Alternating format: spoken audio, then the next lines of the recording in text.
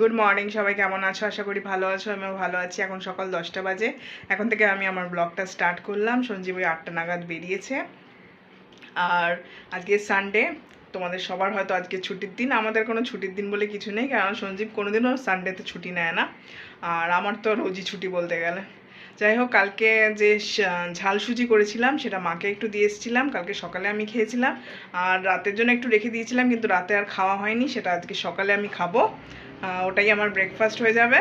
আর আজকে কি কি রান্না করব তোমাদের সাথে সেটাও শেয়ার করব। তো আজকের দিনটা এখান থেকেই স্টার্ট করলাম। এরপরে যা যা হয় তোমাদের সাথে সব শেয়ার করব। দেখতে থাকো আর সঙ্গে থাকো সঞ্জীব পাল ব্লগের। এই যে আজকে চিংড়ি মাছ রান্না হবে। সেদিনকে বাঘাযতীনে আমি আর সঞ্জীব গেছিলাম বাঘাযতীন বাজারে, ওখান থেকে চিংড়ি মাছ নিয়ে এসেছি। 500 নিয়ে এসেছিলাম। এখানে পুরোটা নেই, এখানে হাফ রয়েছে। এটাকে ধুয়ে নুন হলুদ মাখিয়ে রেখেছি। আর এখানে সবজি নিয়ে নিয়েছি, টমেটো, আদা, রসুন, লঙ্কা, আলু। আর এখানে ওল নিয়েছি, ওলটা ভাতে দেবো। তো কেটে নিই ঝটপট করে। এই যে আমার সব সবজি কাটা হয়ে গেছে। আমি একটু প্ল্যানটা চেঞ্জ করলাম। চিংড়ি মাছের মধ্যে ওলও দেবো। এই যে ছোটো ছোটো করে ওল কেটে রেখেছি।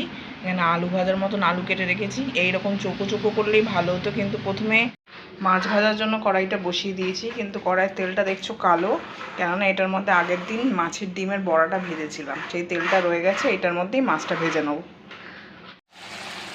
এই যে চিংড়ি মাছ ভাজতে বসিয়ে দিয়েছি, আর তরকারিও কেটে নিয়েছি।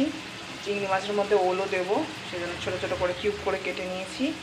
আদা রসুন থেতো করা হয়ে গেছে এখানে। আর ওল ভাতে দেবো।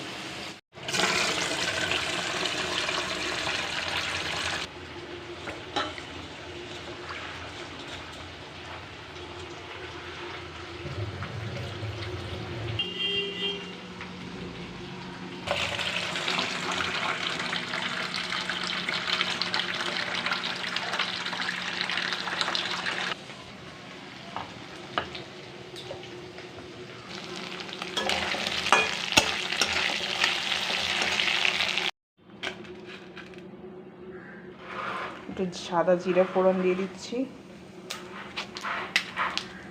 একটু তেজপাতা ফোড়নও দিয়ে দিচ্ছি, একটু আদা রসুন দিয়ে দিচ্ছি,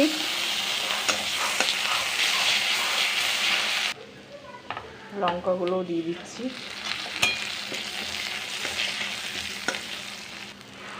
এবার ওলটা দিয়ে দেবো।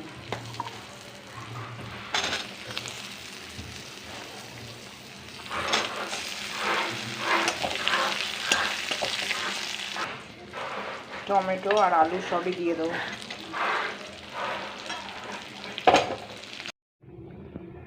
এই যে আমার চিংড়ি মাছের তরকারিটা রান্না হয়ে গেছে। পরে আর দেখাতে পারলাম না, কেননা ফোনের ব্যাটারিটা ছিল না, চার্জ শেষ হয়ে গেছিলো, সেই জন্য আমি দেখাতে পারিনি। যাই হোক, এটা হয়ে গেছে। আর এদিকে আমি ভাতও চাপিয়ে দিয়েছি, আর ওল সেদ্ধ। এটা হয়ে গেলে আমার রান্না হয়ে যাবে।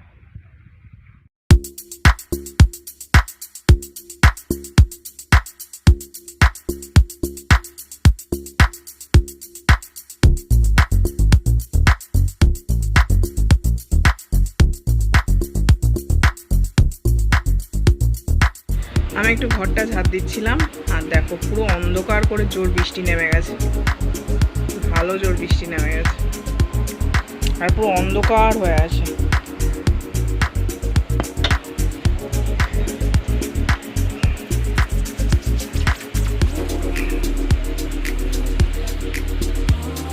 আমার স্নান হয়ে গেছে, স্নান করে চলে এসেছি। এখন ঠাকুর পুজোটা তাড়াতাড়ি দিয়ে নেবো, দিয়ে খেয়ে নেবো। তারপর আবার তোমাদের সাথে কথা হচ্ছে। আমি ঠাকুর দিতে বসে গেছি।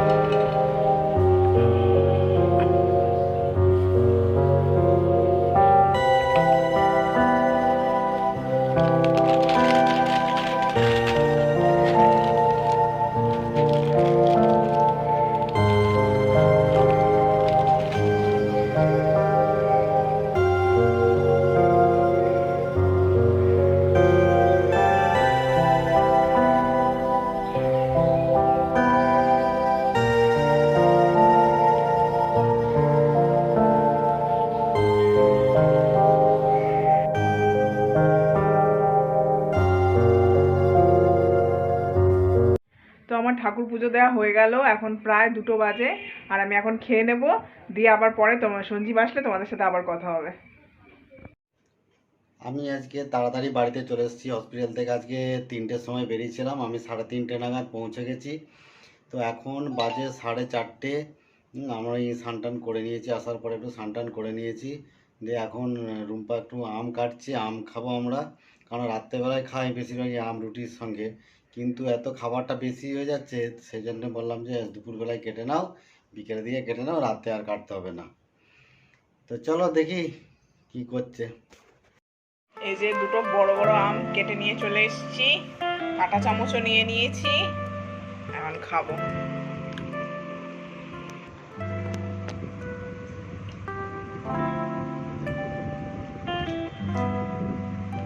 মিষ্টি মতো মিষ্টি।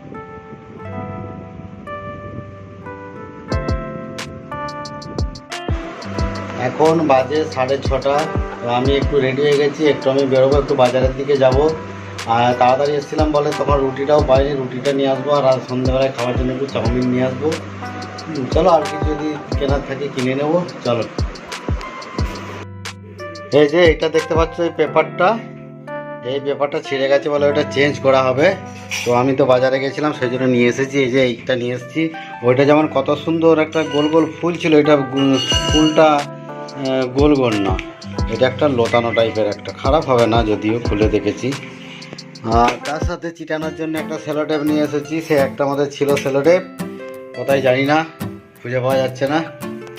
আর এদিক দিয়ে চাউমিন চলে এসেছে। এটা একটা অন্য দোকানে, এর দোকানে কোনোদিন চাউমিন নিইনি, জানি না কেমন হবে। এর দোকানে বেশিরভাগ ওই কাবাব টাবাব নিতাম, টিক্কা কাবাব, খারাপ ছিল না, যার জন্য রুম্পা বলো ওই দোকান থেকে নিয়ে আসো, দেখি একবার খেয়ে। চিকেন চাও, চিকেন চাও কত নিয়েছে? 80 টাকা। আর ওর সাথে কি মশলা দিয়েছে, মশলা, স্যালাড দিয়েছে, আর হচ্ছে সস দিয়েছে। আর রাতে খাওয়ার জন্য রুটি নিয়ে চলে এসেছি। এই যে সঞ্জীব এখন কাজ করতে বসেছে, জামাগুলো ইস্ত্রি করছে। 2 দিন বাদে বাদে জামা ইস্ত্রি করে, কিন্তু জামাগুলো যে কোথায় কি করে ওই জানে। আর আমি এখানে একটু কাজ করি। আমি যেগুলো আনতে বলেছি, এই আর্ট পেপারগুলো, এই যে এই আর্ট পেপারগুলো আনতে বলেছি সঞ্জীবকে। এই যে এই ঠাকুরের এই জায়গাটা একটু এগুলো খুলে নতুনভাবে এটা লাগাবো। আমাদের তো আর নিজেদের বাড়ি না যে মানে পুরো চেঞ্জ করে দেবো, চেঞ্জ করা তো পুরো যাবে না। নিজেদের হলে তাও একটু অন্যভাবে চেঞ্জ করে নিতাম, যেহেতু অন্যের বাড়ি সেহেতু সেগুলো লাগানো ঝামেলা, লাগালে প্রবলেম আছে, তাই কাগজই লাগাচ্ছি। দেখো এই ঠাকুরগুলো সব সরিয়ে দিয়েছি, আর এই জায়গাটার কি অবস্থা। এই জায়গাটা তো সবসময় পরিষ্কার করা হয় না, কি অবস্থা দেখো। এখন সব পরিষ্কার করবো এই জায়গাটা, আর এটাও চেঞ্জ করবো। এই যে নিচের জায়গাটা পুরো পরিষ্কার করে দিয়েছি, নাতা দিয়ে মুছে দিয়েছি। আর এখানে 2টো আর্ট পেপার লাগানো হয়ে গেছে, এখানে 2টো আছে। আর এই যে এইদিকে একটা লাগবে, আর ওই পাশে একটা লাগবে, তাহলে বেশ দেখতেও ভালো লাগবে ঠাকুরের এই জায়গাটা। এই যে আমাদের পেপারগুলো লাগানো হয়ে গেছে, একটুকু ব্যাকা হয়েছে, কিন্তু কিছু করার নেই, তাহলে সে সুতো দিয়ে স্কেল ধরে পেন্সিল দিয়ে করে করতে হতো। যাক, অনেকটাই ঠিক হয়েছে। এবারে ঠাকুরগুলো এখানে গোছানো হবে। এই যে মোটামুটি রুমবার সাজানো গোছানো কমপ্লিট হয়ে গেছে। প্রচুর নিচেটা নোংরা হয়েছিল, ধুলো বালি, এটা ছিঁড়ে গেছিল, এটা পরিষ্কার করে নিয়েছি। চলো, এখন বাজে 10:15। আমরা আমাদের খাবার চলে এসেছে। কি আমাদের বললাম, আমাদের খাবার চলে এসেছে। দেখতে পাচ্ছ ওই যে পেপারের উপরে খাবার রাখা, এই জিনিসটা দেখ, কি গরম রে ভাই। এইটাতে আছে চিংড়ি মাছ, আর কি ওল আলু টালু দিয়ে চিংড়ি মাছ, রুটি আছে, আর ওই যে বর্ধমানের মিহিদানা সীতাভোগ। নামটা তো ওখানে,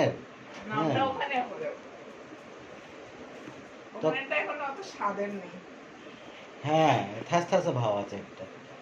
না, এক একটা দোকানে নাকি খুব সুন্দর, আমরা সে যে জানি না হয়তো।